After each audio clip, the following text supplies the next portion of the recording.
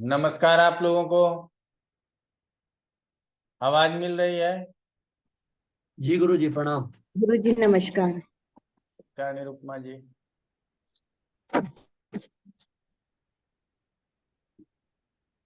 और क्या हाल चाल है रूबी?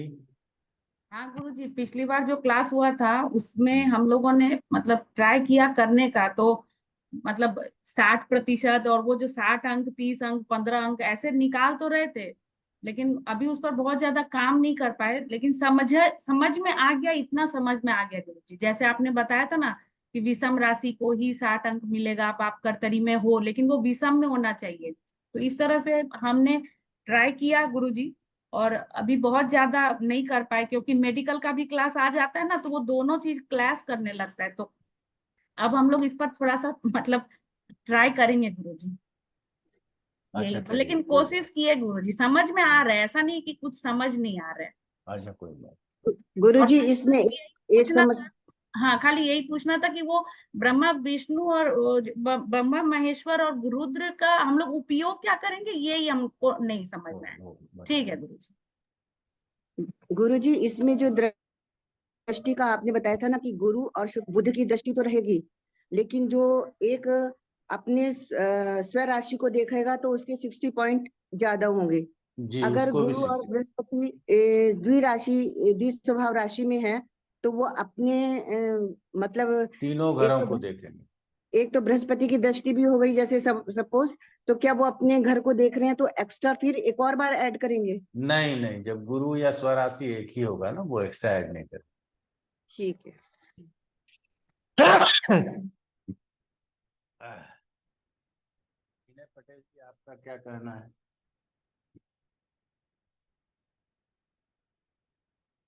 आवाज मिल रही है विनय पटेल जी?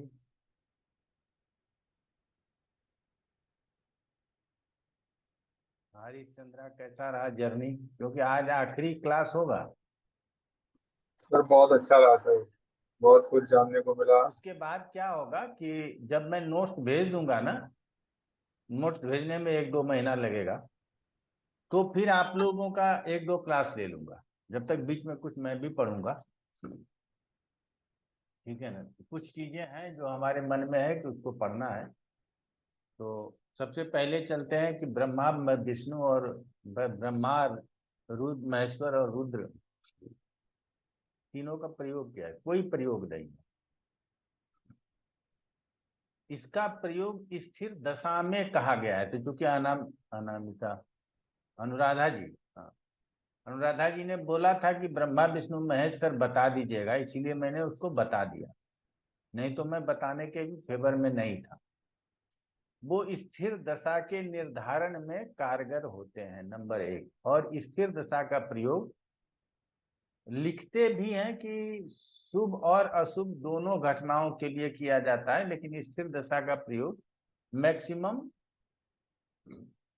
बुरे वक्त को बताने के लिए किया जाता है। लेकिन दशाएं क्रम हमेशा चलती रहती है, इसीलिए बुरे वक्त और अच्छे वक्त दोनों को बताने के विषय में कहा गया है। ठीक है ना। तो हमको स्थिर दशा पढ़ना नहीं है, तत्काल नहीं पढ़ना, भविष्य में सामर्थ्य हो जाएगा तो पढ़ लिया जाएगा, कोई बात नहीं है। बाद का विषय जो है तो बाद में हम लोग समझेंगे। तो यहाँ अब ब्रह्मा विष्णु, ब्रह्मा महेश्वर और रुद्र जो है, ये जो ग्रह निर्धारित होंगे, वो ग्रह जिस राशि में होंगे उस राशि की अंतर्दशाओं में हम लोग चर दशा में इसका प्रभाव मान करके चलेंगे। ये मेरा मत है। मेरा मत है मतलब आप लोग समझते हैं शास्त्र से भिन्न मत। ठीक उसी तरह से जैसे मान लो कि कहीं शनि बैठा है, ठीक है ना, तो आत्म कारक है या अमात्य कारक है, लेकिन वो शनि है, इस बात को हम लोग नहीं भूलेंगे। ठीक है ना। एक मिनट।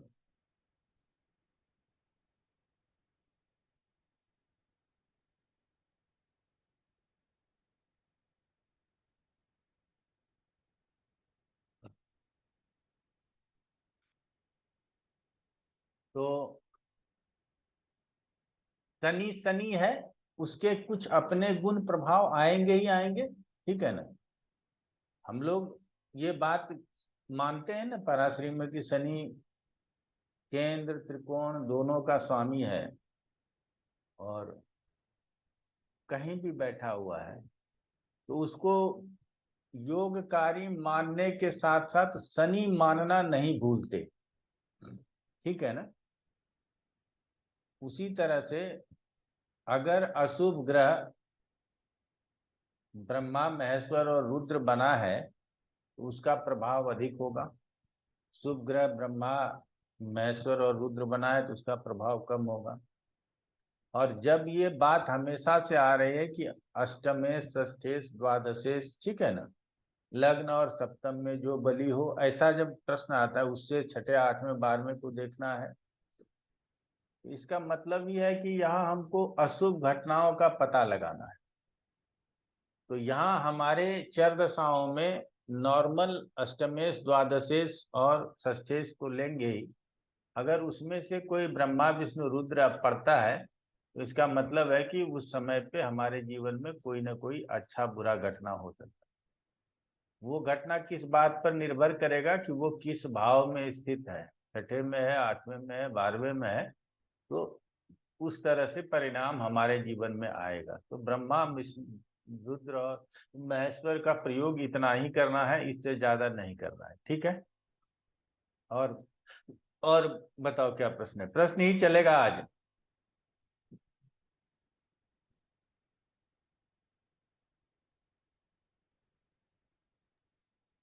जी मलुकुपुर जी बताइए। प्रणाम गुरु जी। प्रणाम प्रणाम। गुरु जी लेकिन इनका जैसे जो आपने सिखाया था, रुद्र महेश्वर एंड ब्रह्मा, लेकिन इनका इफेक्ट डिफरेंट कैसे होगा? जैसे वो क्या लेके आएंगे? हमने कहा जैसे जिस अगर भाव का स्वामित्व लेकर के आएंगे उस भाव के हिसाब से रिजल्ट होगा। आठवें का स्वामित्व लेकर के आएंगे तो चोट चपेट दुर्घटना होगा। छठे का स्वामित्व लेकर के आएंगे तो रोग आदि होगा। आठवें बारहवें का स्वामित्व लेकर के आएंगे तो जीवन में अनेक तरह की परेशानी, व्यर्थ की चिंता, ये सब बातें आएंगी, ठीक है ना। इस तरह इसको मान करके चलो। तो गुरु जी फिर उनको जैसे हमने कहा ये प्लैनेट रुद्र है, अम, तो फिर उसका क्या इम्पैक्ट होगा? उसको हम क्यों पढ़ इनफैक्ट रहे हैं? हमने कहा कि ये प्लानेट रुद्र है। अब वो प्लानेट जिस राशि में है उस राशि की दशा जब आएगी तो उस समय पर हमको बुरे परिणाम प्राप्त होंगे। साधारण लैंग्वेज में यही समझता है। क्लियर हो गया? जैसे ऐसे भी हम लोग छठे आठवें और बारहवें के ऊपर जब किसी छठा आठवां बारहवां राशि, बारहवें भाव में स्थित राशि जब अंतरदशा में आएगा, ठीक है, तो हम लोग उसके परिणाम को सावधानी से पढ़ेंगे। उसी तरह से छठे आठवें बारहवें राशि के अतिरिक्त यदि ब्रह्मा महेश्वर और रुद्र किसी राशि में बैठता है, उस राशि की भी दशा आएगी तो उसको भी उसी तरह से सोचेंगे और उसी तरह से विचार करके रिजल्ट को बताएंगे। क्लियर हो गया? गुरु जी, जी गुरु जी। गुरु जी जैसे अगर जुपिटर, अगर सपोज जुपिटर ब्रह्मा है किसी के चार्ट में, लेकिन उसकी राशि तो फोर्थ हाउस में है, जैसे नंबर 9 राशि फोर्थ हाउस में है, लेकिन अगर जुपिटर बैठ जाए लेट्स से 12th हाउस में, तो फिर उसका तो वो रिजल्ट्स कैसे 12th देखेंगे? हाउस का रिजल्ट करेगा, ठीक है। हम्म। और 12th हाउस ओके। के साथ साथ वो जिन भावों को देखेगा, दृष्टि तो देगा ना। कोई भी ग्रह जी। कहीं भी बैठा है तो 3 दृष्टि अनिवार्य है उसका जमिनी में। समझ गए? जमिनी में एक दृष्टि कहीं नहीं है। अगर चर राशि में बैठा ग्रह स्थिर राशि को, अपने नजदीकी स्थिर राशि को छोड़ के अन्य 3 स्थिर राशि को देख लेगा। स्थिर जी। राशि में बैठा ग्रह अपने नजदीकी चर को छोड़ करके अन्य 3 राशि को देख लेगा। और जी। द्विस्वभाव में बैठा ग्रह अपने राशि को छोड़ के अन्य 3 राशि को देख लेगा। तो Yes.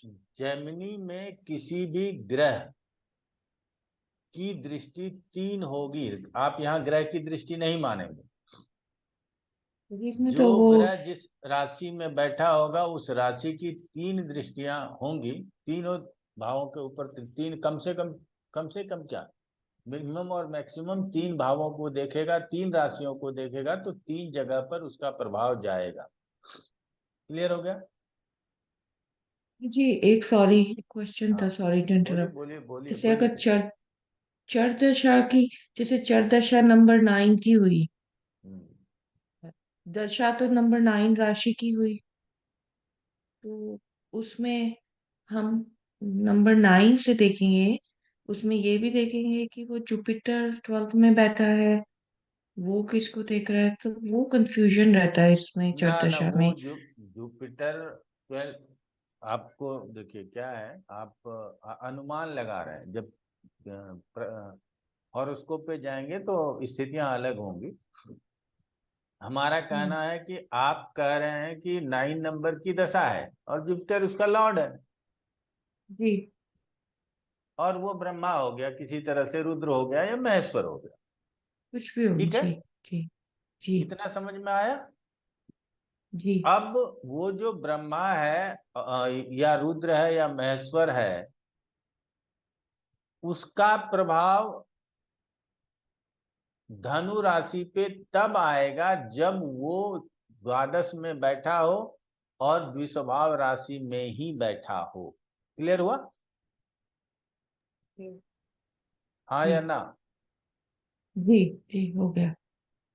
अगर वो द्विस्वभाव राशि में नहीं बैठा है तो धनु के ऊपर उसका प्रभाव आएगा ही नहीं, इसीलिए गुरु को धनु से जोड़ करके समझेंगे ही। क्लियर हो गया? जी, अगर उसका प्रभाव आ रहा है तो फिर धनु राशि वो स्वराशि को देख रहा है, ऐसा मान करके हम लेकर के कोई भी ग्रह यदि अपने राशि को देख रहा है या बुध या बृहस्पति से दृष्ट है, कोई भी राशि स्वराशि बुध या गुरु से दृष्ट है, तो उसको ऐसे ही बलवान हो जाता है। आप समझ गए? ठीक है ना? तो अब जी, उस राशि की दशा में ब्रह्मा का प्रभाव आएगा कि नहीं आएगा? नहीं आएगा। ओके, हाँ, नहीं आएगा। जिस जिस लेकिन जैसे, राशि में ब्रह्मा हम्म, बैठा है उस राशि की अंतर्दशा में ब्रह्मा का प्रभाव आएगा। क्लियर हो गया? जी, ओके।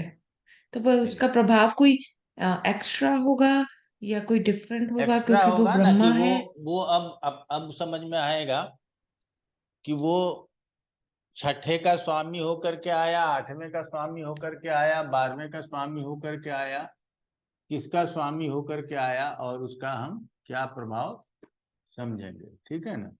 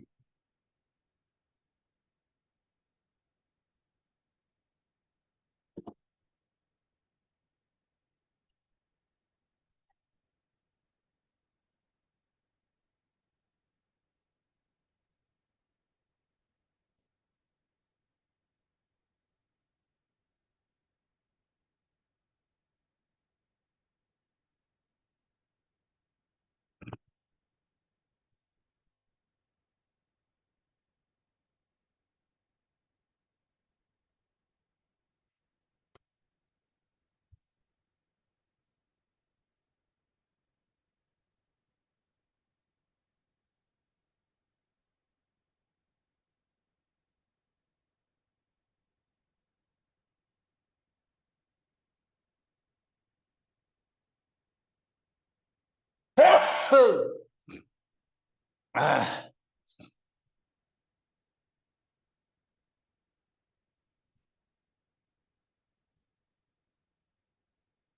आह,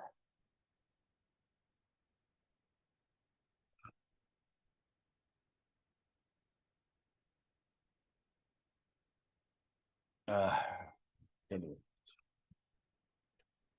इस पत्रिका को आप लोग देखिए, हम कुछ बताने का प्रयास कर रहे हैं, उसको आप लोग समझिएगा।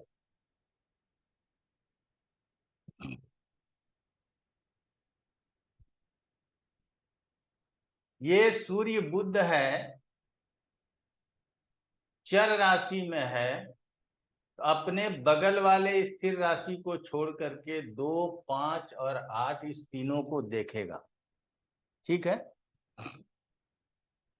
तो 2 को देख रहा है तो सिर्फ केतु बैठा, 5 को देख रहा है तो गुरु बैठा है और सूर्य बुध देख रहा है। समझ रहे हैं? तो बुध की दृष्टि में कितना 60 अंक अलग से आ जाएगा, बात को समझिएगा। और ये सूर्य बुध इस मंगल शनि और राहु को भी देख रहा है, तो ये मंगल शनि और राहु वाला जो राशि है ये कितना बलवान हो जाएगा। अब आप लोगों को मतलब से अब इस बात को समझने की जरूरत। निरुपमा जी ये समझे, ये क्लियर हुआ आपका? और कोई भी ग्रह 3 जगहों पे देखा, मान लीजिए ये मंगल शनि और राहु है मंगल शनि राहु, हमको पता है तीनों का तीनों अशुभ ग्रह है। अब ये अपने पिछले चर राशि को छोड़ करके 10, 1 और 7, 10, 1 और 4 इसको देखेगा। तो ये सूर्य मंगल शनि और राहु 10 को जब देखेगा तो ये सूर्य बुध मकर राशि कितना बलवान हो जाएगा। 3 दृष्टियां इसके ऊपर आएगी, ये बलवान हो जाएगा, 3 दृष्टियां इसके ऊपर आएंगी, ये बलवान हो जाएगा। क्लियर हो गया? तो अब ये शुक्र ही है। अब शुक्र चर को छोड़ करके 1, 4, 7 को देखेगा, तो 1, 4, 7 को देखेगा। तो पहले तो ये मंगल शनि राहु देख रहा था, गुरु भी देख रहा था, बात समझिएगा, और शुक्र भी देख रहा है। तो अब चर राशि इस पत्रिका में कितना डोमिनेटिंग हो जाएगा, कितना पावरफुल हो जाएगा, ये आप लोग समझ गए? हाँ या ना? जी जी जी सर। तो हमको हमेशा से पहले पूरे पत्रिका का क्या पोजीशन है वो हमको समझना है। आत्मकारक अमात्य कारक वो सब समझते हैं, उसमें बहुत ज्यादा दिक्कत नहीं है। इसी में से कोई होगा उसको सब समझ रहे हैं। जो विषय वस्तु नहीं समझ पा रहे हैं उसको हम समझाने का प्रयास करें। अब दूसरा है कि अर्गला, तो दूसरे का अर्गला, इसका चंद्रमा विरोध कर दिया ना, तो जी अर्गला समाप्त हो गया, कोई बात नहीं। तीसरे में कोई नहीं, चौथे और 5वें का अर्गला, तो चौथे में कोई नहीं, 5वें में मंगल शनि और राहु।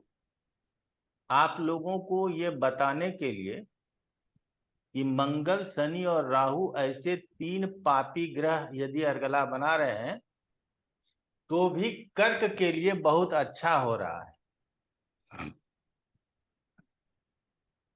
ये जातक बहुत विवेकी होगा, संतान बहुत अच्छे होंगे, एजुकेटेड पर्सनालिटी होगा, इसमें कहीं दो राय नहीं है।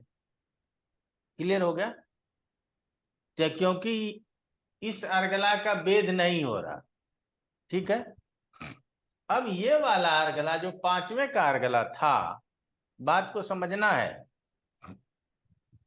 फंसना नहीं है। आज जो हम बात समझा रहे हैं उस बात को समझ जाइएगा, इससे ज्यादा जेमिनी में कुछ है नहीं। फिर भी बीच बीच में आते रहेंगे, आप लोग फोन करते रहिएगा, मेल करते रहिएगा, तो बीच बीच में कभी ना कभी क्लास लेते रहेंगे। अब ये लग्न है, मान लो कारकांश लग्न है, ठीक है, तो सारा डिपेंड करेगा कारकांश लग्न के ऊपर। ये इसका धन है, 1 2 3 4 ये धन स्थान से भी तो अर्गला बन गया ना, हाँ या ना? हाँ गुरुजी, वो धन हाउस का चौथा हाउस पर अर्गला बना है। इसका प्रतिबंधक है कोई? तो उसका दसम देखना होगा, तो 4 5 6 7 8 ये 9 10 केतु है, लेकिन उससे तो टूटेगा नहीं। नहीं टूटेगा। उल्टा चलेगा। हाँ, वहां पर तो 3 तो है और अब केतु क्या हो अकेला गया है ना। कि ये जातक कुटुंबों सहित प्रखर वाणी का धनी होगा, एवं प्रखर वाणी का धनी होगा, और रियल में भी धनी होगा, सुखी होगा, क्योंकि धन स्थान से ये अर्गला है। क्लियर हो गया? तो एक ही अर्गला को ये लग्न से बना तो उसका भी विचार किए, धन से बना तो इसी के धन का विचार कर दिए। अब ये पराक्रम से 1 2 3 इससे भी अर्गला बन रहा है, वो अशुभ वाला अर्गला। आप लोग देखो,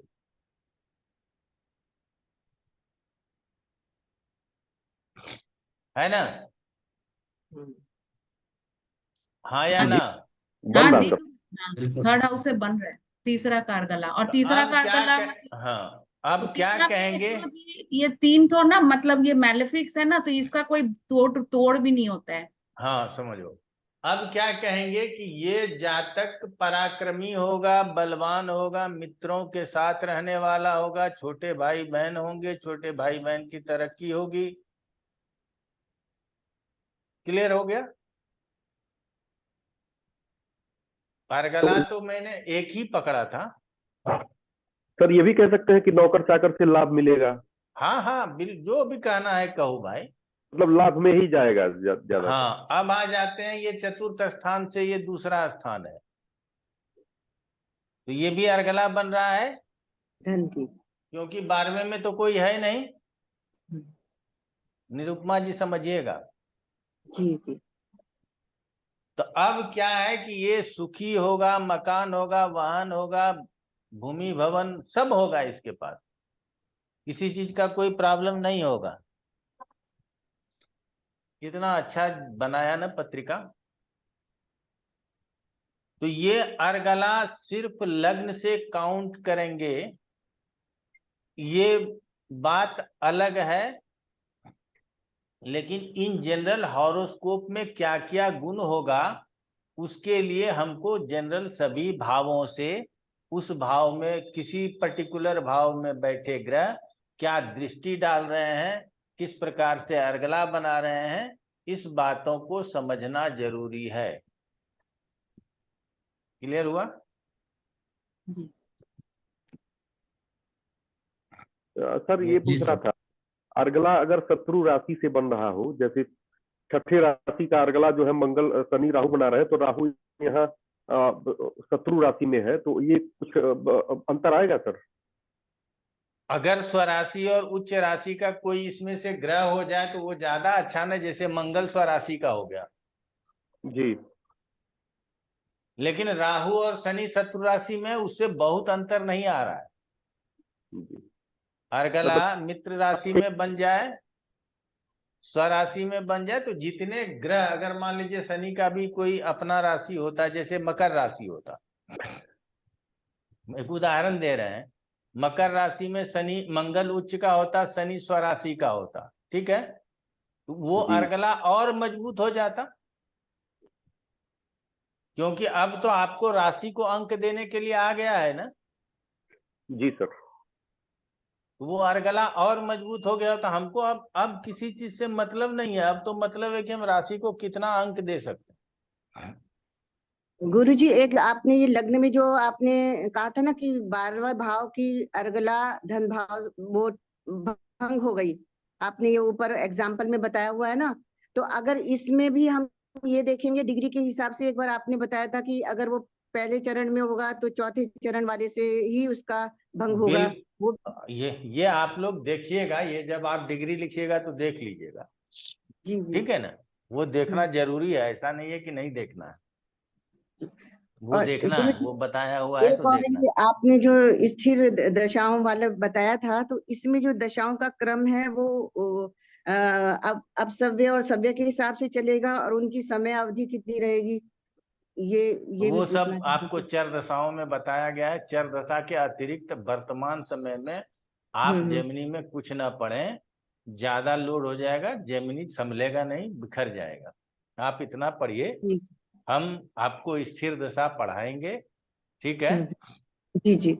आपको स्थिर दशा बाद में पढ़ाया जाएगा, आप चाहे 1 महीने बाद हो, 2 महीने बाद हो, पढ़ाया जाए।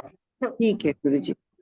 आज सुबह से जो है ना बड़ा छींक हमको परेशान किए हुए, जबकि दवा खा ली है। हाँ गुरु जी। तो यहाँ तक आप लोगों के समझ में आ गया है ना। जी जी। तो इसने क्या किया, पहले दूसरे तीसरे चौथे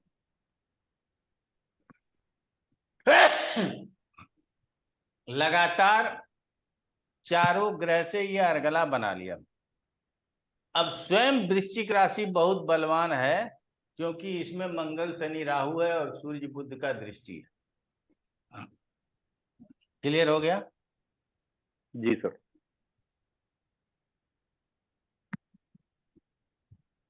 तो ऐसे स्थिति में हम इस पत्रिका को बलवान पत्रिका कहेंगे या कमजोर पत्रिका कहेंगे? बलवान कहा जाएगा गुरु जी। वो तो कहेंगे सर इसको। हम्म।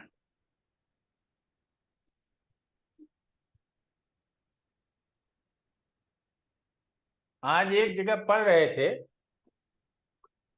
कहीं ऐसे ही रीडिंग में आ गया तो आप लोगों को बताएं कि केंद्र स्थान जो होता है वो स्थान मेरे सुख का स्थान होता है।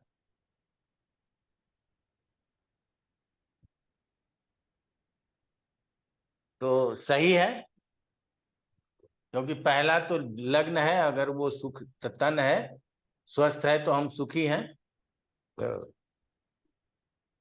दूसरा वाला जो सुख स्थान है वो अच्छा है तो हम सुखी हैं।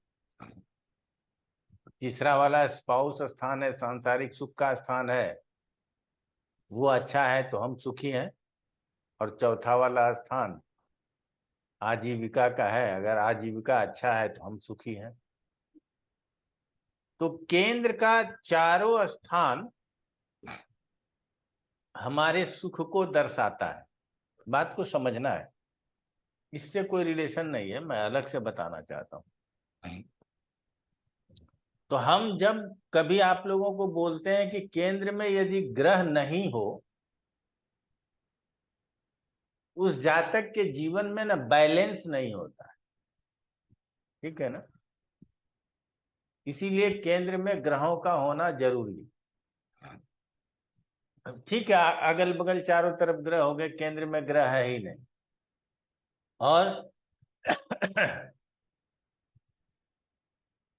जबकि केंद्र के ही इन चारों भाव यदि ठीक हो जाए, लग्न चतुर्थ सप्तम और दशम, तो हमको किसी अन्य भाव के ठीक होने की जरूरत नहीं है। क्लियर है। तो उसी तरह से कारकांश से यदि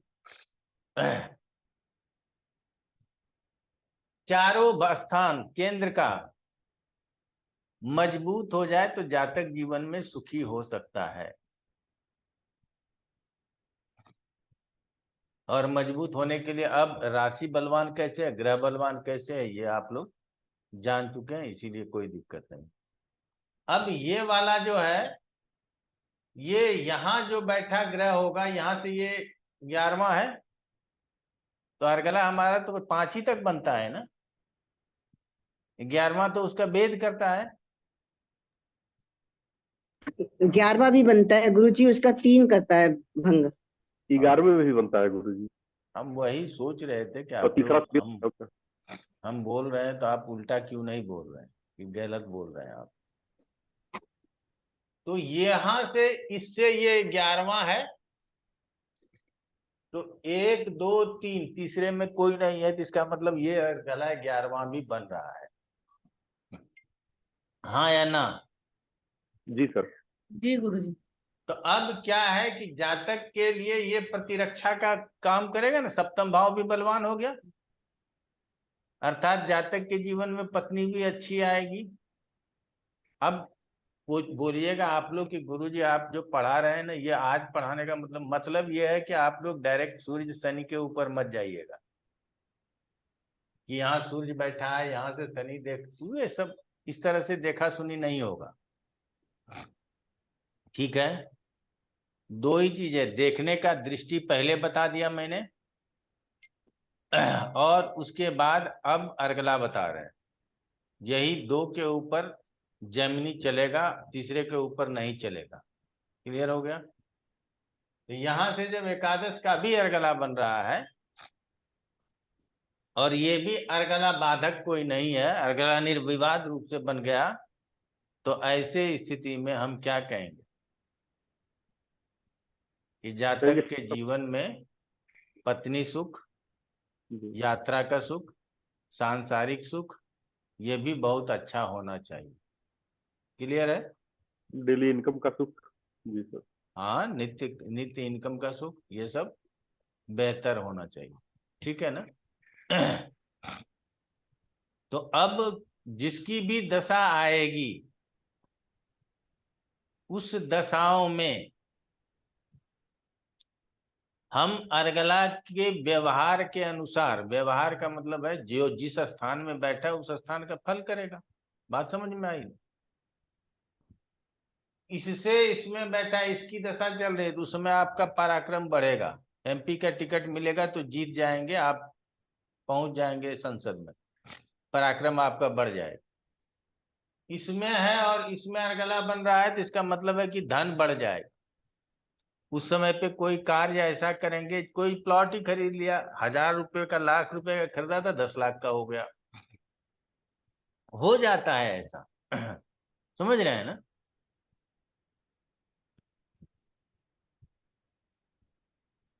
तो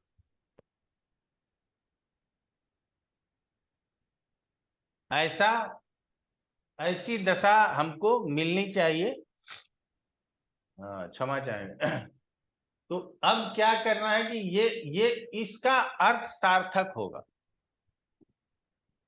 और इन जनरल इसका अर्थ सार्थक होगा। ये सारा रिजल्ट किसको मिलेगा? कारकांश लग्न को मिलेगा, इसीलिए इसका अर्थ सार्थक होगा, जातक जीवन में संपन्न होगा। क्लियर हो गया? हाँ हरिश्चंद्रा बताओ क्या प्रश्न है? सर भाव सिद्धि वगैरह का कुछ प्रयोग करते हैं? आवाज नहीं आ रही है। आवाज आ रही है सर?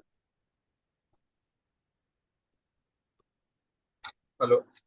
हाँ बोलो, अच्छा से बोलो। सर यहाँ पे सर भाव सिद्धि का गोचर का हम प्रयोग कैसे करें सर? ना ना, भाव सिद्धि वगैरह गोचर का प्रयोग नहीं करना है। ओके। ठीक है ना? हाँ। और इस सर पे चर दशाओं में प्रत्यंतर दशा को कितना वेटेज? प्रत्यंतर दशा का ही वेटेज होगा। ओके।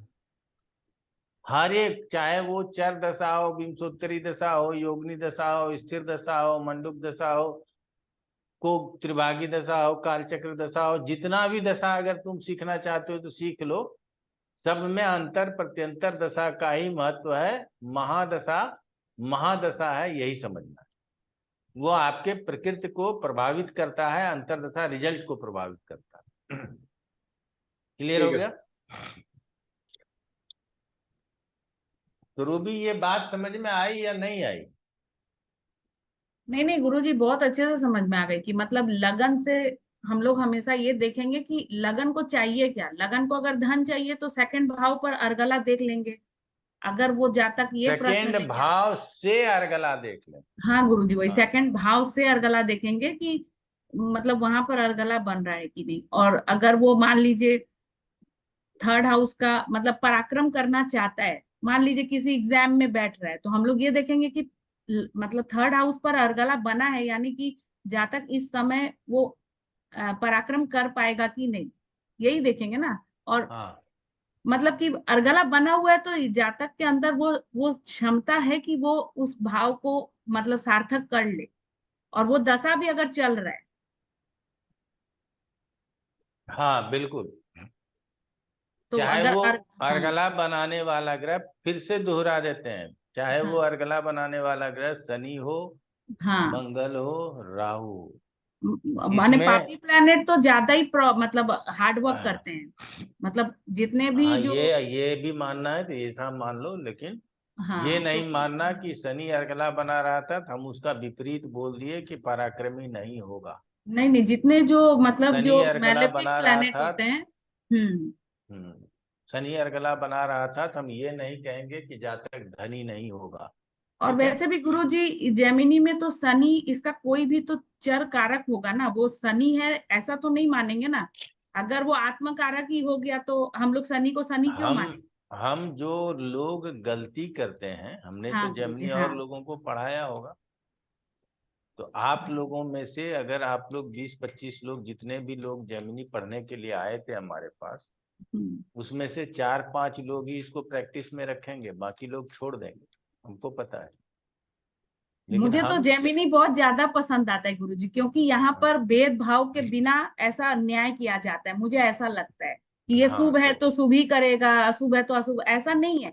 जेमिनी जी ने इस बात को समझा कि कोई भी प्लेनेट कुछ भी हो सकता है। अब जिसका गुरु अगर ज्ञाति कारक हो गया तो वो उसको दुख ही देगा, और आत्म कारक अगर शनि है तो वो अपने जीवन में हमेशा हार्डवर्क करके आगे बढ़ने का ही सोचेगा, है ना अच्छा। गुरुजी। तो हाँ हमको अच्छा, मैं लग हाँ ओरिजिन से एक प्रश्न बता देते हैं। कई लोग जब जेमिनी का तुम चर्चा करोगी तो कोई लोग बोलेगा कि जेमिनी पराशर का शिष्य था, ठीक है ना।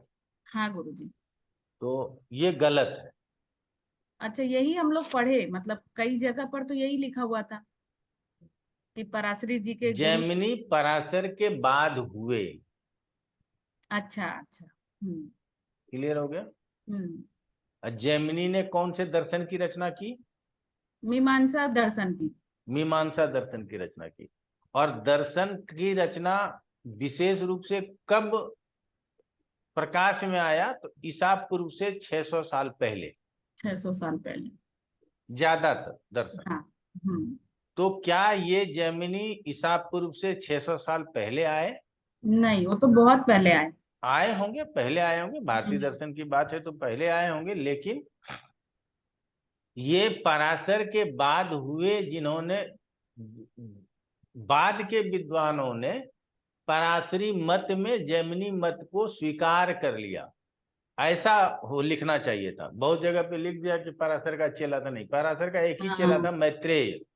मैत्रेय। ठीक है। तो जैमिनी पराशर के बाद आए और उन्होंने पराशर को पढ़ने के बाद जैमिनी सिद्धांत सूत्र के रूप में प्रतिपादित कर दिया, जिसको पराशरी पढ़ने वाले विद्वान अपने मतों में लेते हैं। जैसे कई बात हम बोलते हैं ना, शुक्र मंगल का प्रयोग है, पाप कर्तरी का प्रयोग है, हम्म। कई चीजें जैमिनी मत से उठ करके गया हुआ है, ठीक है ना। तो ऐसे स्थिति में हम लोगों को ये नहीं मान लेना है कि जेमिनी पराशर का एकदम निकटस्थ, जैसे तुम हमसे पढ़ रही हो, हमारा शिष्य हाँ। हो, हम्म। वैसे जेमिनी नहीं था। नहीं। वेद पराशर का शिष्य हम्म। नहीं था। उसके समकालीन भी नहीं था। उसके अच्छा। समकालीन में तो मैत्रेय हुआ और वेद व्यास उसका पुत्र हो गया, पुत्र। ठीक है ना। तो श्री कृष्ण का जब अवतार हुआ द्वापर में, तो उसके समकालीन महर्षि कौन थे? महर्षि वेद व्यास थे। वेद व्यास। पराशर उसके पूर्व हो गए। हम्म। समझ गई।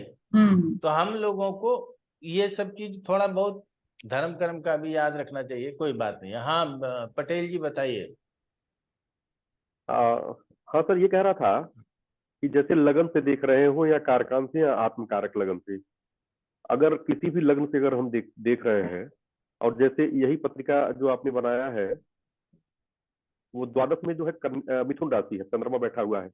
अगर मिथुन राशि का दशा आ गया और यदि द्वादश से 2-3 अर्गला बन रहा हो, तीसरे से बन रहा हो, चौथे से बन रहा हो या पांचवें से बन रहा हो, और ये 2-3 ग्रहों की दृष्टि भी अगर द्वादश भाव पे पड़ रहा है, तो क्या हम ये कह सकते हैं कि अर्गला बनने के नाते कि जब तक कि जीवन में मतलब जो समय चल रहा, अंतर्दशा का जो समय चल रहा है, जहाँ तक कि जीवन में कोर्ट कचहरी से संबंधित या स्वास्थ्य हानि से संबंधित व्यर्थ की चिंता हो सकती है, लेकिन चूंकि अर्गला बन रहा है तो अंत में मुकदमे में भी विजय होगा, हॉस्पिटल में भी जो है विजय प्राप्त करेगा, व्यर्थ की चिंताओं पे भी वो विजय प्राप्त करेगा, ऐसा हम बोल सकते हैं सर? कह सकते हैं। अर्गला यदि द्वादश में बना है, बात को समझिएगा, तो द्वादश में अर्गला कौन कौन भाव से संबंधित संबंध बन सकता है। मान लीजिए यहाँ अर्गला बना, यही चंद्रमा में अर्गला कह रहे हैं ना आप? जी सर। तो अभी देख लीजिए, मैं उसका उल्टा गिनती लिखता हूं। 5 4 3 2 1, यहां से अर्गला बनेगा नंबर 1। जी 1 2 3 4, नंबर 2 अर्गला यहां से भी बनेगा। नंबर 3 अर्गला 1 2 3 यहां से भी बनेगा और यहां से भी बनेगा 1 2। ठीक है, ये हो गया। अभी और बता देते हैं, ये 11वां स्थान है किसका? यहां से, तो ये 4 और ये 5 अर्गला यहां से बनेगा। हाँ या ना में जवाब दीजिए। तो सर, ये द्वादश जैसे मिथुन राशि का अंतर्दशा चल रहा हो तो अर्गला आप जो है, पहले आप समझिए, ये जो मैंने लिखा ये गलत या सही? हमें नहीं समझ में आया आपने ये क्या कैसे लिखा है यहाँ पर, कहाँ से आप बना रहे हैं?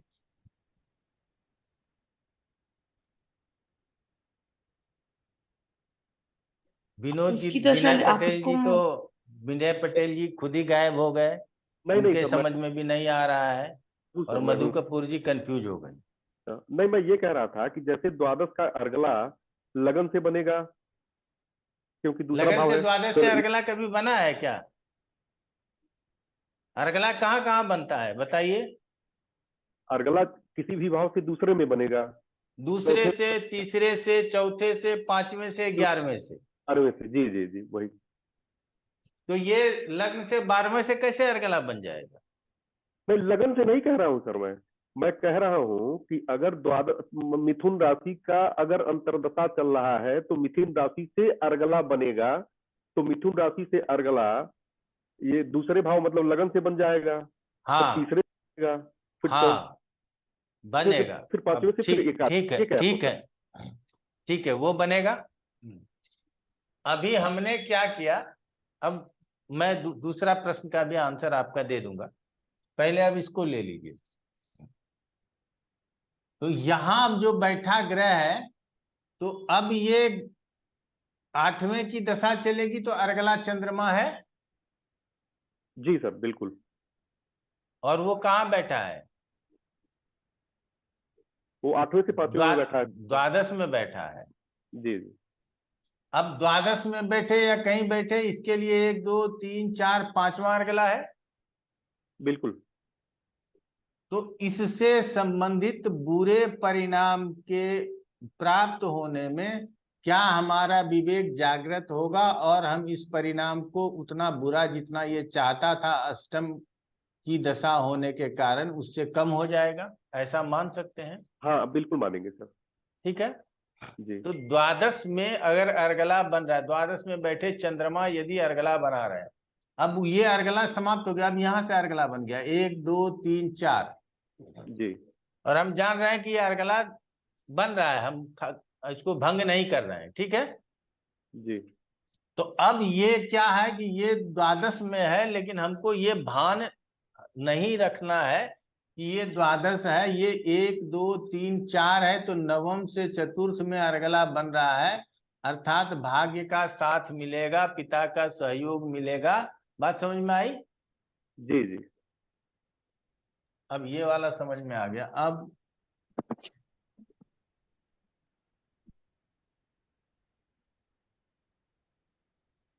अब आप क्या कह रहे थे वो बोलिए। जी, मैं ये कह रहा था कि लगन से ही अगर हम पत्रिका दिख रहे हैं और जमीनी के हिसाब से दिख रहे हैं, और मिथुन राशि का अंतरदशा आ गया, महादशानाथ कहीं बैठे हो, मिथुन राशि का अंतरदशा आया और मिथुन राशि से दूसरे में, तीसरे में, चौथे में, पांचवें में, मतलब 2-3 अर्गला या एकादश में बैठ के बन रहा हो, तो हम ये कह सकते हैं। ठीक है, बात जी, समझ गए। जातक अपने पराक्रम से, अपने धन से, जातक अपने पराक्रम से, अपने धन से, अपने विवेक से द्वादश में मिलने वाले रिजल्ट पर विजय प्राप्त करेगा। द्वादश से मिलने वाले अच्छे और बुरे दोनों प्रकार के रिजल्ट मिलेंगे। जी नंबर 1, जी क्लियर हुआ? जी। और क्या कहना चाह रहे हैं? मैं ये कह रहा हूं कि अगर उसका कोर्ट कचहरी से संबंधित कोई केस हो, जो कोर्ट में कोर्ट मुकदमा चल रहा हो, कचहरी उसके से दौरान संबंधित है तो वो आगे बढ़ने के बाद उसके ऊपर कंट्रोल हो सकता है, मतलब विजय प्राप्त नहीं कर पाएगा, विजय अर्गला बन। प्राप्त कर सकता है। ठीक है ना, जी ये कह जी सकते हैं आप। ठीक है, तो अब गुरु दूसरे से जी, एक मिनट। जी तो अब क्या है कि इसके लिए देख रहे हैं दूसरे से अर्गला बनेगा जी। तो अपव्यय कर सकता है हाँ, पैसे का अपव्यय होगा। या सेहत खराब हो सकता है, दोनों में से क्या होगा? सेहत खराब होगा और पैसे के अपव्यय करने से सेहत खराब होगा, पहला हो गया। जी जी इससे अर्गला बन रहा है तो अपव्यय हो सकता है, जी ऐसे समझेंगे ना। जी जी इससे अर्गला बन रहा है तो इसका मतलब है कि हम पराक्रमी तो हैं, लेकिन द्वादश स्थान में बैठे राशि के साथ अर्गला बना रहा है तो पराक्रम में हानि हो सकता है। जी जी। इससे अर्गला बन रहा है तो इसका मतलब क्या है कि हमारे सुख सुविधाओं में कमी हो सकती है, बिल्कुल बिल्कुल। क्योंकि जिस स्थान की बात करते हैं वो स्थान अशुभ स्थान है, वो स्थान अब उस अर्गला के विरोध में ही रहेगा। अर्गला जो बनाना चाहता है, जो फल देना चाहता है, उसके विपरीत फल के उनका उम्मीद कर सकते हैं। ठीक है, जी लेकिन चूंकि अर्गला बन रहा है तो अंततो गत्वा उस भाव से संबंधित या उस राशि से संबंधित फल ठीक ठाक हो जाएगा, बहुत विरोध नहीं होगा। लेकिन अब ये अर्गला यहां तक बन गया, 7वें से तो अर्गला बनना नहीं है, जी। नहीं नहीं बनना। तो अब ये 7वां चूंकि इसका छठा है, यहां जी से अर्गला बनना नहीं है, और लेकिन यहाँ कोई ग्रह है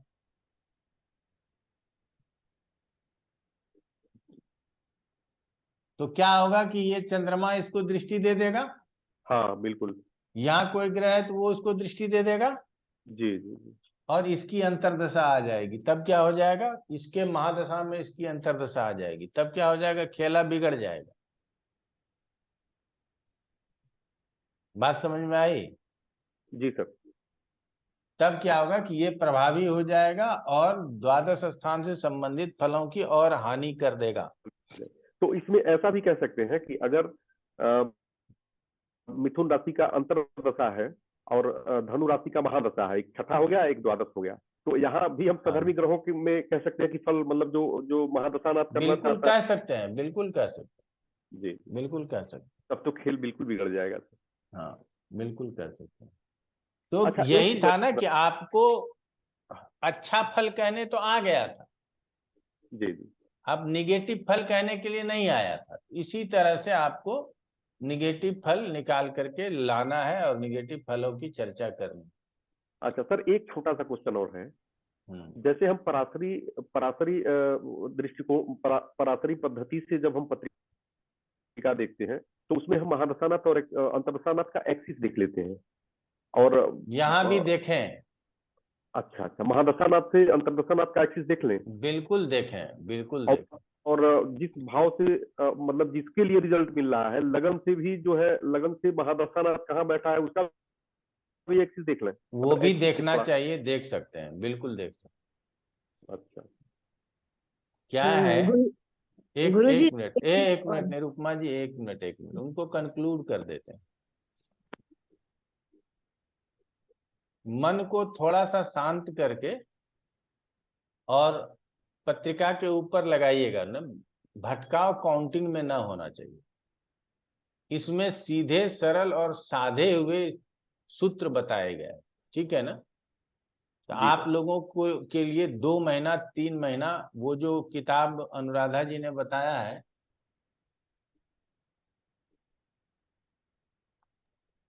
मैंने भी मंगाया है, जैमिनी सूत्रम गुरुजी, सुरेश चंद्र जैमिनी मिश्र जी सूत्रम, की। सुरेश जी चंद्र मिश्र का, जी वो मंगा करके एक बार पढ़ लीजिएगा। प्लस होरा पराशर शास्त्र में जो दिया हुआ है वो एक बार पढ़ लीजिएगा। प्लस हमारा नोट्स जाएगा, उसको पढ़ लीजिएगा, ठीक है। जी बिल्कुल। इतना पढ़ लेने के बाद हमारा ये ग्रुप तैयार रहे कि 5 से 6 क्लास हम और बाद में दे दें, 2-3 महीने बाद, बिल्कुल सर, बिल्कुल हम लोग यही ठीक चाह है रहे ना। हैं। बिल्कुल सर। लेकिन आप लोग जेमिनी छोड़िएगा नहीं। नहीं, जेमिनी बिल्कुल छोड़िएगा नहीं। तो आगे हमको जेमिनी पढ़ाने में भी दिक्कत होगी लोगों को। हम कह भी नहीं पाएंगे कि हमने जेमिनी में सफलतापूर्वक लोगों को पढ़ाया। कंटेंट मधु कपूर जी को मालूम है कि कंटेंट मैंने बहुत दे दिया है, और भी कंटेंट दे देंगे। तो एक तो हमारा नोट्स पढ़िएगा, संक्षेप में तीनों जगह का को मिला जुला करके वो नोट्स होगा। होरा पराशर, सुरेश चंद्र मिश्र वाली किताब जैमिनी सूत्रम, और क्या बोलते हैं, कुछ अपना भी विचार होगा, बीवीआर। ठीक है ना। कुछ अपना भी विचार होगा, तो सब मिला करके आपको वो पढ़ना है। उसके बाद फिर जो है सो हम आप लोगों को 5 क्लास लेंगे और स्थिर दशा भी बता देंगे, ठीक है ना। चर के बाद स्थिर दशा बता देंगे। इससे ज्यादा दशा नहीं, ज्यादा मतलब हमारा कहना है कि हमको बुक राइटर नहीं बनना है, एक ज्योतिष बनना है और अच्छा ज्योतिष बनना है, ठीक है ना। जी सर। तो इसके हिसाब से हमको पढ़ना है। जो भी 50 प्लस उम्र के हो गए हैं, उनके लिए अब ना वो गणित रगड़ने की जरूरत नहीं है। बिल्कुल उनको सर। इतना ज्ञान हो जाए कि हम आगे अच्छा ज्योतिष लोगों को बता पाए, जी। और हम भेदभाव से दूर रहें, यही काफी है। हाँ, अब कौन पूछ रहे थे? निरुपमा जी बताइए। गुरुजी, जो पीछे एग्जाम्पल दिया हुआ है उसमें आपने बताया था कि जैसे 8वें भाव की दशा चल रही हो और 12वें भाव में अर्गला बन रही हो, तो वो उसके पंचम भाव की अर्गला हो गई। तो सपोज इसका एग्जाम्पल क्या हम ऐसे दे सकते हैं कि जैसे 12वां भाव तो हॉस्पिटल का भी होता है और कोर्ट कचहरी का भी होता है, लेकिन अर्गला का फल हमेशा शुभ होता है। तो जैसे लालू प्रसाद यादव जी को जैसे कहीं जेल जाना था तो वो हॉस्पिटल चले गए और वहां पे आराम भी कर रहे हैं, बिल्कुल सही तो जवाब है। वो अर्गला का ही मतलब शुभ प्रयोग हो गया कि उन्हें आराम भी मिल रहा है। बिल्कुल सही जवाब है आप, जी जी। ठीक है ना, बिल्कुल सही जवाब है। ऐसे अर्गला में यदि वही हमने कहा, आगे जब स्थिर दशा को लेंगे तो वहां कुछ चीजें बताएंगे, बहुत ज्यादा नहीं बताएंगे। इसीलिए कि स्थिर दशा में वो ब्रह्मा विष्णु महेश को समेटा हुआ है, ब्रह्मा महेश्वर रुद्र को, और वहीं से शुरू ही होता है, इसीलिए थोड़ा सा उसके ऊपर फोकस डाल देंगे। बाकी रिजल्ट चर दशा से बहुत अच्छा मिलता है, ठीक है ना। चर दशा को लेकर के चलिएगा। अकारक वगैरह के रूप में रिजल्ट लेने में बहुत मुश्किल नहीं है। रिजल्ट लेना तब मुश्किल है जब आप 2 चीज को अच्छी तरह से समझ जाएंगे तो रिजल्ट आने लगेगा। पहला है दृष्टि, स्थिति और अर्गला, ठीक है ना। ये 3 चीज समझ में आ गया, आपके समझ में जेमिनी आ जाएगा। बाकी तो आपको हर ग्रह का विस्तार आता है कि सूर्य पिता का भी कारक है, सरकारी कार्यों का भी कारक है, बड़े बॉस का भी कारक है, हमारे अधिकारी का भी, जो सुप्रीम लीडर होते हैं, सरकार का भी कारक है। ये सब आपको आता है, इसीलिए इसमें ज्यादा हमको फंसने की जरूरत नहीं है। ये सब रिजल्ट आप लोग समूल से निकाल लीजिएगा, यहाँ तक हमको पता है, ठीक है ना। अच्छा, दृश्यों अनुराधा में जी नमस्कार। उच्च दृष्टि और नीच दृष्टि लेनी ही लेनी है इसमें जैमिनी में उच्च दृष्टि और नीच दृष्टि तो लेनी ही लेनी है इसमें। कहाँ लेनी है? जैमिनी में सर। कहाँ लेनी है? उच्च दृष्टि नीच दृष्टि आएगा ही नहीं। सर आपने पाठ में पढ़ाया है, 2-4 पाठ पीछे वाले में सूर्य की ना, उच्च ऐसा दृष्टि। नहीं हो, ऐसा नहीं होगा। कुछ और नहीं। पढ़ाया होगा आपने, समझ कुछ और लिया होगा, अलग चीज है। प्रणाम गुरुजी। प्रणाम प्रणाम। आप आ गए दो दो वहां से कि नहीं? नहीं गुरुजी, आज सोमनाथ जी के भव्य दर्शन करके हम गिर पहुंचे हैं। अच्छा अच्छा, चलिए अभी अच्छा गिर में आज हम माता रानी की सवारियां बहुत सारी देख के आए घूमते हुए अच्छा। इसलिए लेट हो गए। कोई बात नहीं। जी जी। अच्छा सर हुआ कि अंत में आए। आज का क्लास हमने आखिरी क्लास रखा हुआ है। इसके अच्छा बाद गुरुजी। सारे 2-3 महीने के बाद जब थोड़ा सा रवा हो जाएंगे, आप लोगों को ज्यादा समय देने के लिए नहीं कहेंगे। जी जेमिनी पे मात्र 15 मिनट पर डे दीजिएगा। 15 मिनट में 3-4 पेज पढ़ सकते हैं। बिल्कुल सर, इससे मैंने तो पूरा ज्यादा नोट्स नहीं बनाना शुरू कर दीजिएगा। दिया। मैं बता देता हूँ, इससे ज्यादा समय देने का जरूरत नहीं है। और पहले बुक को उपन्यास के तरह पढ़ लीजिए। वैसे इसमें कोई पात्र वात्र नहीं मिलेगा, लेकिन पहले बुक को उपन्यास की तरह रीडिंग दे दीजिएगा। उसके बाद दूसरे बार में जब बुक को लीजिएगा तो फिर उसको समझ के पढ़िए, ठीक है ना? तो इसके और नोट्स क्या मिलेंगे? जी, नोट्स। नोट्स मिलने में टाइम लगेगा। आधा तो लिख लिया है, आधा बाकी है, ठीक है ना? तो 1-2 महीना लग सकता है, इसीलिए आप लोग चिंता मत कीजिए नोट्स की। और नोट्स मिल जाएगा तो उसके 1 महीने के बाद हमारा 4-5 क्लास फिर से ले लेंगे, ठीक है ना? गुरु जी, जो भाव का बल होगा वो दृष्टि का, मतलब जो दृष्टि का बल होगा, राशि का बल होगा और ग्रह का बल, दोनों को प्लस कर देंगे। ग्रह का अब आपको बताते हैं। बहुत अच्छा प्रश्न ले लिया आप। दशा हम पहले राशि की देखेंगे। जी तो सर। राशि बलवान है, उस राशि की दशा अच्छी जाएगी, ये अपने मन में रख लेंगे। क्लियर हो गया? उसके बाद उसमें बैठे ग्रह बलवान है तो सोने पे सुहागा मान लेंगे और उसकी दशा को और अच्छा मान करके रिजल्ट बोलेंगे। अब बात आ जाती है कि राशि कमजोर है और जो ग्रह है वो मजबूत है, तो भाव का फल कम और ग्रह का फल बड़े बड़े ध्यान से समझिएगा। राशि जिस भाव में बैठा है तो भाव का फल थोड़ा कम, और उस ग्रह के साधारण कारकत्व जो हम लोग पढ़ते हैं उसका फल ज्यादा मिलेगा। और ग्रह कमजोर है और राशि बलवान है तो ग्रह का फल कम, और उस राशि जिस भाव में बैठा है उस भाव का फल हमको अधिक देखने में मिलेगा। लोग बड़ा कंफ्यूज कर देते हैं, लेकिन आप इसको पानी की तरह साफ। ये बहुत अच्छा सवाल कर दिया जो ये जवाब आ गया, मैंने सोचा था इसको बताएंगे। क्लियर हुआ आपको? जी और सर। हमने जो कहा कि हमको पहले दो ही चीज देखे, पहला चीज देखना है। पहला क्या देखना है? ग्रहों की स्थिति, ग्रहों की युति, आत्मकारक अमात्य कारक। बाकी पहले चेक कर लेंगे, फिर सूर्य बुध शनि गुरु ये सब चेक कर लेंगे। बुध अमात्य कारक के लिए स्थिर कारक है, ठीक है? ये सब चीज अपने मन में बिठा लेंगे। उसके बाद ये देखेंगे कि कौन सा ग्रह कहाँ स्थित है और कहाँ देख रहा है,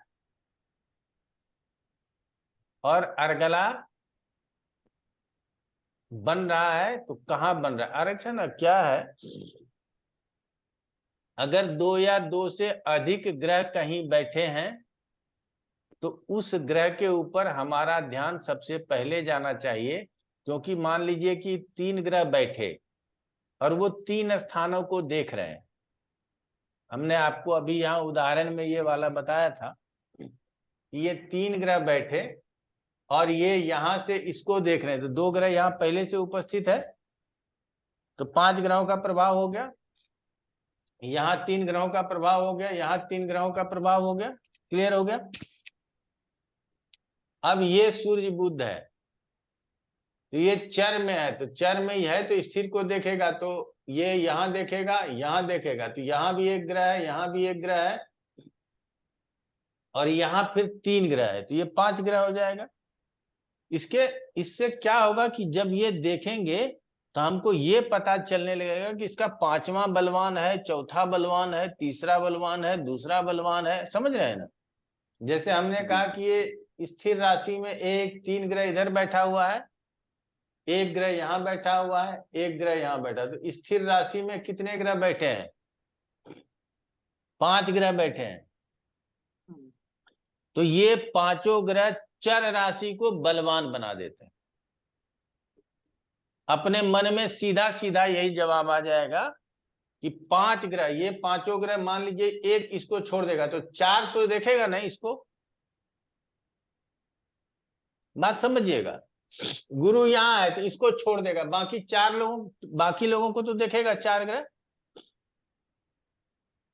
तो ऐसे स्थिति में हमको ये पूर्व से ही ज्ञात हो जाएगा कि इसका ये भाव बलवान है, इस भाव से संबंधित फल इसको जीवन में प्राप्त होगा। क्या है ना कि जब तक हमको ये पता ही नहीं होगा, हम आपको इसीलिए कह रहे हैं कि इसको जिस तरह से आज मैंने बताया और पीछे भी बताया हुआ है, तो जिस तरह से अगर ये सारा चीज पहले स्थिति और युति और दृष्टि, ये 3 चीज ले लेंगे और चौथे नंबर पे अर्गला ले लेंगे, इसके बाद आपको अपने आप पत्रिका बोलना शुरू कर देगा, आपको बोलने की जरूरत नहीं हो। ठीक है ना। पत्रिका स्वयं बताएगा कि ये चीज बोलना है और ये नहीं बोलना। हाँ रूबी जैसे बताओ। इस वाली कुंडली को देखते ही हम कह देंगे कि भाई इनका एजुकेशन बहुत बढ़िया रहा होगा, बिल्कुल। कुछ बात होगी, हम्म। उनके विवेक या व्यवहार में बहुत अच्छा होगा। और कारकांश कुंडली से पंचम भाव से व्यवसाय को भी देखते हैं, तो इसमें भी मतलब काफी अच्छा मजबूत नजर आता है, ऐसा बोल सकते हैं। बिल्कुल। जी जी। सर, इसमें चंद्रमा को पीड़ित कैसे समझेंगे? आखिर चंद्रमा के ऊपर जैसे पराशरी पद्धति में हम देखते हैं कि अशुभ ग्रहों की दृष्टियां हैं, तो हम बोलते हैं कि मन बड़ा कमजोर होगा। चंद्रमा 8वें 12वें में हो, चंद्रमा के साथ ज्ञाति कारक हो, ठीक है ना। जी जी। चंद्रमा अशुभ ग्रहों के साथ हो, यहाँ भी आप अशुभ ग्रह ले सकते हैं, ऐसा थोड़ी है कि हमको मना किया किसी ने कि मत लो।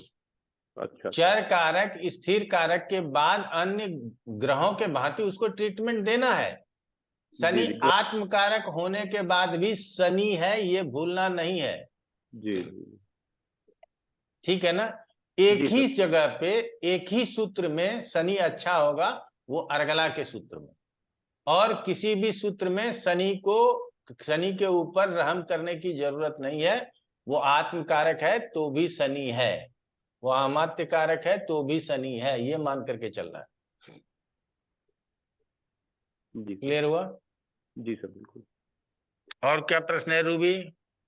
मेरा ये प्रश्न था गुरुजी की, जैसे कि उन्होंने पूछ रहा था कि 12वें हाउस पर जो भी दशा चल रही है अर्गला देखेंगे, ये देखेंगे, तो अगर मेरा ये प्रश्न है कि अगर हम ऐसे उस चीज को एनालिसिस करें कि 12वें भाव पर अगर आत्मकारक का और जो भ्रातृकारक का दृष्टि पड़ रहा हो, तो हम ऐसा नहीं कहेंगे कि वो अपने पराक्रम बल से उस मतलब कोर्ट कचहरी वाला जो मामला है उसमें विजय प्राप्त कर सकते हैं, क्योंकि उस समय वो दोनों प्लैनेट की जो चर कारकों की जो दृष्टि थी उसी भाव पर पड़ रही थी। तो हम ऐसा कहेंगे नहीं कि वो अपने पराक्रम से उस भाव पर विजय प्राप्त करेंगे, क्योंकि आत्मकारक का दृष्टि भी है 12वें भाव पर, और भ्रातृकारक। क्या दिक्कत है? हाँ, कह सकते हैं। अब वही क्या बात। है, अब पहले तो 1-1.5 महीना जनरल प्रैक्टिस करना है। हाँ। फिर ये प्रैक्टिस करना है कि यहाँ पे इसका एक्सीडेंट हुआ था, क्यों हुआ, यहाँ पे इसको संतान हुआ, क्यों हुआ, यहाँ पे इसकी शादी हुई, क्यों हुई। जी सर, बिल्कुल। समझ में आ रहा है ना? हाँ बिल्कुल। और यहाँ पे गुरुजी कोर्ट कचहरी लगा क्या ये लगा? वाली पुस्तक हम लोगों ने मंगा ली है, वो जो हाँ, आपने कहा अच्छा, था, और इसमें हाँ, ना बहुत सारा रोगों के बारे में भी बहुत कुछ दिया हुआ है गुरुजी। हाँ, और रोग के बहुत अच्छी किताब है, तो इसी पर बहुत पढ़ाई चल रहा है। तो वही हम कह रहे थे कि सिर्फ 12वें भाव का दशा चल गया और वहां पर पीड़ित चंद्रमा, ऐसा नहीं बोल के हम लोग ऐसा सोच सकेंगे, मतलब हम लोग ऐसे प्रिडिक्शन देंगे ना कि अगर भ्रातृकारक की दृष्टि है, आत्मकारक का दृष्टि है, तो वो तो भाव पर विजय प्राप्त कर सकते हैं, है ना। हाँ, बिल्कुल। और गुरुजी बताइए, और क्या प्रश्न? एक क्वेश्चन हाँ, और था हमारा कि हम्म, इसमें ना एक जगह था कि केवल्य योग योगदा 1 योगदा 2 योगदा 3, उसमें ये था कि जैसे कोई भी ग्रह है अगर उसका चंद्रमा से या चंद्रमा की राशि से कनेक्शन हो जाता है तो एक राजयोग बन जाता है, और अगर वही उसका लग्न से हो जाता है कनेक्शन तो वो दूसरी तरीके का राजयोग हो जाता है। और फिर जब हम उसका गुरु ग्रह से कनेक्शन हो जाता है तो और स्ट्रॉन्ग या राजयोग बन जाता है। और अगर हम नवमांश में देखें इनसे ये चंद्रमा से हमारा हो जाता है, ये और बड़ा यो राजयोग बन जाता है। तो उसका लेकिन उस राजयोग का फल क्या होता है वो हमें पता नहीं था। हर किसी भी राजयोग का फल उस राजयोग बनाने वाले ग्रह तथा राजयोग जिस भाव में घटित हो रहा हो उसके कारकत्वों के अनुकूल ही होगा, चाहे वो पराशरी में हो चाहे वो जैमिनी में। क्लियर हुआ? जी जी फिर से ठीक है। बताते हैं। राजयोग बनाने वाले ग्रह तथा जिस स्थान में राजयोग घटित हो रहा हो, इन दोनों ये भाव और इन ग्रह के कारकत्वों के अनुकूल ही राजयोग का रिजल्ट प्राप्त होगा। क्लियर हो गया? जी सर, बिल्कुल। इसके अलावा और इसमें हमको कुछ भी अलग से जोड़ने की जरूरत नहीं है, ठीक है ना। मंगल है ताकत के साथ, फोर्स के साथ, और राजयोगों में होगा क्या, आपको प्रमोशन मिल गया, आप पहले कर्नल थे अब जनरल बन गए, अब जो भी बड़ा होता वो आप लोग समझिएगा, समझ गए ना। हमको पहले 10 लोगों के ऊपर काम करने का अधिकार प्राप्त था, राजयोग कारक शनि है, और अब 100 लोगों के ऊपर हम काम कर रहे हैं, 100 लोगों के हम बॉस हो गए। तो जो ग्रह है और जिस स्थान में घटित हो रहा, इन दोनों के बारे में यदि हमको जानकारी है तो हमको राजयोग पढ़ने की जरूरत थोड़ी है। हमने कहाँ राजयोग पढ़ाया है? राजयोग शुरू करेंगे अब, ये वाला चैप्टर खत्म होगा ना, भावाश्रय फल, तो आप लोगों को राजयोग पढ़ाना शुरू कर देंगे इस पे। हमको लगता है कि उससे हमारा कुछ सब्सक्राइबर बढ़े कि राजयोग गुरुजी पढ़ा रहे हैं, चलो सुनते हैं, ठीक है ना। पढ़ाएंगे 300-400 राजयोग पढ़ा देंगे, ठीक है ना। हाँ मतलब उस ग्रह से प्लेनेट से रिलेटेड ही होगा फल जो भी होगा। हाँ, और वो से रिजल्ट ठीक, आपको जरूर जरूर प्लानिट से धन्यवाद जी। संबंधित। हाँ, हाँ, हाँ, राकेश मोहन शर्मा जी। जी प्रणाम गुरुजी। गुरुजी एक ये क्वेश्चन मन में आ रहा था, जैसे किसी राशि की अपन देखते चेक करते, जैसे इसी में अपन तुला का देखें तो सूर्य और उसकी बुध की दृष्टि आ रही है उसके ऊपर। तो मान लो ये सूर्य जो ज्ञाति कारक का है और उसके दूसरे में अगला भी बन रही है मंगल से, केतु से और ये राहु से, मंगल शनि और राहु से। तो इसको कैसे अपन इंटरप्रेट करेंगे फिर, एक तो ये प्रश्न है।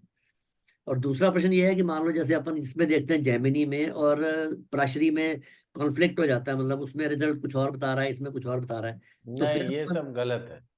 हाँ जी, ये जब आपको अच्छा अभ्यास हो जाएगा ना तो रिजल्ट कंफ्लिक्ट नहीं करेगा। अच्छा ठीक आ जाएगा। लोग बोलते हैं कि हम लग्न से और चंद्रमा से देखते हैं तो रिजल्ट कंफ्लिक्ट करता है, ऐसा होता नहीं है। हाँ जी, आप अभी कम पढ़े लिखे हो इसीलिए रिजल्ट कंप्लीट कर रहा है, ठीक बात, ठीक है ठीक ना। बात। अच्छा गुरु जी वो उसका बता दो जरा कैसे। वो ज्ञाति कारक है, तो जिस भाव में है और जो ग्रह ज्ञाति कारक है उससे संबंधित रोग व्याधि हमें हो सकता है। क्लियर हो गया? अब उससे उसके मान लीजिए सूर्य ज्ञाति कारक है और उसके दूसरे में अर्गला है, तो पिता बीमार हो सकता है लेकिन हमारा पिता धनवान भी हो सकता अच्छा ठीक है, बस दोनों फल जो आप कब कई बार कहते है। हो इसके, बिल्कुल, कि एक अच्छे के फल साथ के खराब ऊपर भी हो सकता आप ये नहीं कहेंगे कि जो है सो अच्छा होता है ऐसा? ऐसा नहीं होता है, सो बात थोड़ी है, ऐसा होता है। आप राजीव तो गांधी हम की लोगों बात को कुछ नहीं है, थोड़ा सा जब कभी भी 15 मिनट पढ़िएगा ना, तो उस समय कोई मूवी याद नहीं आना चाहिए। पत्नी क्या बोली, बच्चे ने क्या किया, पड़ोसी क्या कर रहा था, वो नहीं होना चाहिए। 15 मिनट जो है ना, पढ़ाई होना चाहिए, ठीक है ना। बिल्कुल सर।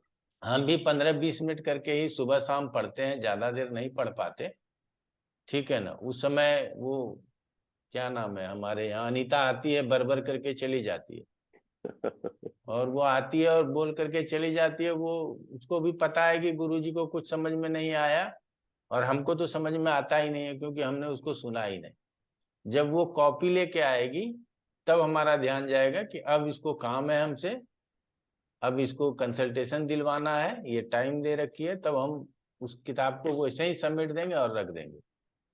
ये भी नहीं कि वहां निशान लगाएंगे, वैसे ही समेट के रख देंगे।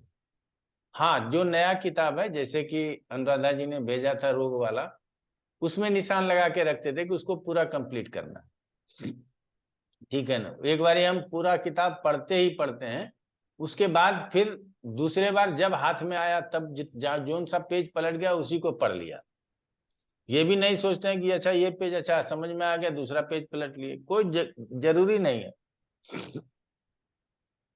चलिए ठीक है, हमारे तरफ से हाँ, रूबी फिर हाथ उठाइए, बताओ। नहीं नहीं, वो गुरुजी मेरा बस एक प्रश्न था, मतलब छोटा ही सा प्रश्न है, लेकिन मुझे ऐसा लगता है कि इसका निवारण आप ही से होगा। कि कहने का मतलब है कि राजयोग मान लीजिए चार्ट में हमको दिख रहा है कि आत्मकारक अमात्य कारक एक जगह बैठ गया 10वें भाव में, लेकिन हम लोग क्या अपने हिसाब से कर्म योग नहीं बना सकते हैं क्या? क्योंकि मुझे ऐसा लगता है कि आज के डेट में राजयोग का कोई बहुत विशेष महत्व तो नहीं दिखता है, क्योंकि मैंने देखा है कि बहुत सारे राजयोग हैं लेकिन वो फलित नहीं होते, क्योंकि वो दशाएं नहीं मिलती होंगी। तो अब अच्छा अच्छा दिख रहा है, लेकिन बच्चा तो एकदम साधारण ही है, मतलब बच्चा मतलब जातक जो है। तो क्या हम लोग वहां पर कुछ कर्म योग बना सकते हैं क्या? हाँ, जो कर्मयोग कर्म बनाओ। करके कर्म योग बनाएंगे ना गुरु जी, हाँ, कि कर्म योग बनाते हम लोग, नया कलयुग में कर्म योग काम करेगा। राजयोग हम तो राजा के जमाने हम में काम करता था गुरु जी। हम दो लोगों को जानते हैं जिसके जीवन में राजयोग था, मैं बताता हूँ। एक हमारे बताइए गुरु चचेरे जी। भाई थे, उनके जीवन में राजयोग था। क्यों? क्योंकि उनके पिताजी शिक्षक थे, उनको कोई प्रॉब्लम नहीं था, अपना खेलते कूदते रहते थे, कीर्तन वीर्तन गाते थे, हारमोनियम उर्मोनियम बजा लेते थे, तो कीर्तन वीर्तन गा लेते थे। लंबे चौड़े थे तो नेवी में हो गया। अब नेवी में जाके इतना शराब पीने लगे, इतना शराब पीने लगे कि वहां से उनको भगा दिया गया। अब घर आ गए तो शराबी ही हो गए। तो घर कैसे चलता था? पत्नी थी, 3 बच्चे भी थे, तो घर पिताजी के पेंशन से चलता था, और वो अपना उस पेंशन में से भी पैसा निकाल के, खेती में से कुछ पैसा निकाल के और शराब पीते रहते थे। बाद में क्या हुआ कि पिताजी गुजर गए, और बेटा का जो है तो फौज में नौकरी लग गया, बेटा भी लंबा चौड़ा हो गया। जी सर। अब क्या कर रहा है, बेटा का तनख्वाह आता है और कुछ जमीन जगह के पैसे से वो बेटे से भी ज्यादा शराब पी लेते हैं। वो कहते भी हैं कि तुम आते हो तो ले आया करो, क्योंकि उस समय तो अंग्रेजी वाला पी लेंगे। उसके बाद जब गांव में रहते हैं तो पैसा तो बेटा उसी हिसाब से देगा, तो ठर्रा वर्रा देसी वेसी जो चलता है सब पीते हैं। उसको राजयोग कहते हैं, ठीक है ना। अपना कुछ नहीं करना पड़ा। तो आप जो कह रहे हो ना, कर्म योग के साथ राजयोग, वो जरूरी है। एक दूसरे और थे, उनके भी पिताजी शिक्षक थे, ठीक है ना। वो LIC के एजेंट थे, और रोज यही जपते थे, पिताजी ने हमको 65 रुपया 75 पैसा दिया, इसमें से इतना रुपया खर्चा हो गया, बताइए 20 रुपया आपने जेब से लगाए और हम आपसे मांगे कैसे। उनको ये समस्या होती थी कि पाप पैसा तो देता है, और उसमें 150 घट जाता है, अपने जेब से लगाते हैं, मांगेंगे तो कहेंगे तुम कमाते नहीं हो, ये नहीं हो। तो वो झकते रहता था। झकना मतलब आप लोग समझते ही हैं।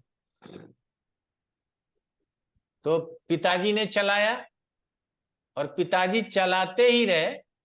बेटा IIM जोधपुर से जो है सो, या जयपुर या जोधपुर में है, वहां से MBA कर लिया और बड़े कंपनी में काम करने लगा, इतना पैसा कमाता है बेटा जो है सो हर महीने। 50,000 रुपया घर भेज देता है, पिताजी आराम से जीवन गुजार रहे हैं, उनको कोई प्रॉब्लम नहीं। ये हुआ बड़ा वाला राजयोग। तो इसको बोलते हैं राजयोग। हमारे जैसे को राजयोग थोड़ी बोलते हैं कि संडे को सुबह से शाम तक पड़े हुए हैं, ठीक है ना। तो चलिए, गुरु जी के इतना ही। चार्ट में कर्म योग है ना गुरु जी? हाँ हाँ, हम लोगों के पास कर्म योग है। तो चलिए गुरुजी, बहुत बहुत धन्यवाद सर आपको कि हाँ, कुछ न कुछ आपसे जो है हम लोग सीख ही रहे हैं। ज्योतिष जेमिनी हमारा कंप्लीट होता है जी और जी, 5 क्लास आप लोगों का ड्यू रहता है, और वो बिल्कुल सर। 5 क्लास 2-3 महीने बाद कभी भी आप लोग हमसे ले जी। सकते हैं। ग्रुप बना रहेगा, इसीलिए ग्रुप को तोड़ना नहीं होता हमारे यहाँ से, क्योंकि कुछ अपना भी मैसेज भेजते रहते हैं, और कोई प्रश्न आ जाए मन में तो मेल पे पूछ सकते हैं, कोई दिक्कत नहीं, ठीक है ना। ठीक मेल है। पे जवाब जाते आते रहता है, और कभी भी कोई दिक्कत हो तो कभी भी फोन कर लीजिए, जी सर। कोई प्रॉब्लम नहीं। समय थोड़ा सा वही है कि सुबह नहीं तो शाम, नहीं तो कल बात कर लेंगे, इतना ही होगा। लेकिन क्वेश्चन आंसर के लिए अनीता फीस मांगेगी तो बोलिएगा हमको प्रश्न पूछना है, हमको भविष्य नहीं पूछना। गुरु जी ठीक हम है लोग ना? को कुछ होमवर्क दे दीजिए ना, हम लोग होमवर्क क्या हमने तो करेंगे? कहा कि आप लोगों को ये पूरा किताब पढ़ना है, हमारा और वीडियो रिपीट करना है। फिर आत्मकारक फिर इन सब पर कुछ रिसर्च करके आपको क्या दिखाएं गुरु जी? हाँ, दिखाइए, तो बहुत अच्छी बात है। ठीक है हाँ गुरु जी, मतलब कुछ कुछ इवेंट लिख रख के रखते हैं कि इस दशा में, दशा हाँ, में बिल्कुल। जातक के साथ ये घटना घटा, ऐसे ना गुरु जी? हाँ हाँ, बिल्कुल। ठीक है गुरु। तो अगर तो ये जेमिनी का पहला ही क्लास था, इसीलिए 5 क्लास ड्यूज रखे हुए हैं कि हो सकता है कि दूसरे क्लास के लिए हमको सुविधा हो जाए, कुछ आप लोगों का जानकारी हमको हमारे पास आ जाए, और कुछ विशेष जानकारी नोट्स लिखने के क्रम में हमको प्राप्त होगा, वो हम आप लोगों को देंगे, और जो ब्रह्मा रुद्र और ये स्थिर दशा बता देंगे, तो इससे कुछ न कुछ आप लोगों का हल हो जाएगा, ठीक है ना। चलिए, पूरे बहुत क्लास में बहुत बहुत धन्यवाद। मजा आया जो है। नमस्कार जी, गुरु जी। अच्छा, प्रणाम प्रणाम प्रणाम सर, प्रणाम प्रणाम गुरु सर। जी। प्रणाम प्रणाम, राधे।